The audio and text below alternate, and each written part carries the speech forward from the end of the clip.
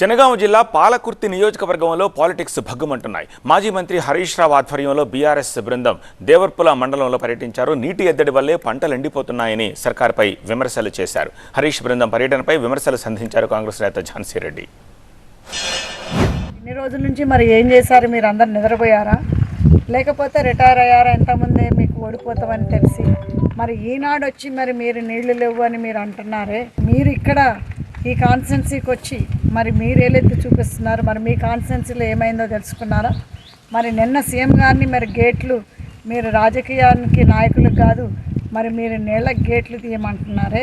మేము ఇంకా రాజకీయ నాయకులకి గేట్లు ఓపెన్ చేయలేదు. ఓపెన్ చేస్తే మీ దగ్గరున్న గల్లాపట్లు అన్నీ కూడా అవి ఎంటీ అవుతాయి. మీరు మాత్రం అది గుర్తుంచుకోవాలి. మేము గేట్లు ఓపెన్ చేస్తే మాత్రం మీ పార్టీ మొత్తం ఎంటీ అవ్వాల్సిందే, అవుతుంది కూడా. మా గవర్నమెంట్ ఎప్పుడు కూడా రైతులకు సహాయం చేయడానికే ఉంది.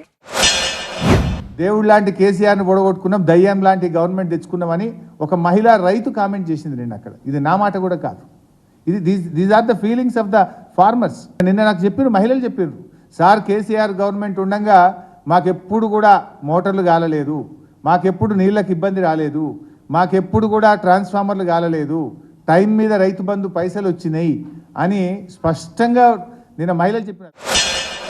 ఈనాడు మీరు అందరూ నలుగురు కట్టకట్టుకొని ఈ కాన్స్టిట్యున్సీకి వచ్చి ఈనాడు మీకు మరి రైతుల మీద ప్రేమ అని చూపిస్తున్నారే. మరి 10 ఏళ్ల నుంచి ఏమైపోయింది మీ ప్రేమ? మరి ఆనాడు కాళేశ్వరం ప్రాజెక్టులో ఉన్న మీరందరూ తిన్నోళ్ళు కాదా? మీరందరూ కూడా లాభపంది.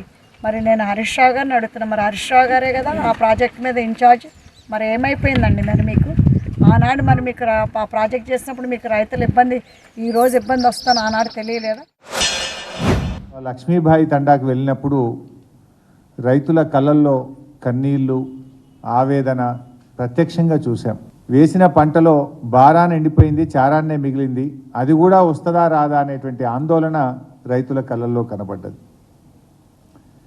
ఇంత జరుగుతూ ఉంటే, పరిస్థితి క్షేత్రస్థాయిలో ఇంత గంభీరంగా ఉంటే ఈ రాష్ట్ర ప్రభుత్వానికి చీమగుట్టినట్టు కూడా లేదు. ఆ రైతులతో నిన్న నేను మాట్లాడినప్పుడు గత 10 ఏళ్లలో ఎన్నడూ ఇట్లాంటి పరిస్థితి రాలేదు, కేసీఆర్ గారు ఉండగా ఒక గుంట కూడా ఎండలేదు, ఈ ప్రభుత్వం వచ్చిన తర్వాత పరిస్థితి దయనీయంగా ఉంది, మా తండాలో తాగడానికి కూడా నీళ్లు రావడం లేదు, వారం రోజులకు ఒక్కసారి మంచినీళ్ళు వస్తూ ఉన్నాయి అని చెప్పి ఆ అక్కా చెల్లెలు ఎంతో ఆవేదన వెలుబుచ్చడం జరిగింది. అంటే 3 నెలల కాంగ్రెస్ పాలన చూస్తే ప్రజా సమస్యల మీద ఈ కాంగ్రెస్ పార్టీకి ప్రభుత్వానికి అసలు పట్టిలేదని మనకు స్పష్టంగా అర్థమవుతూ ఉంది.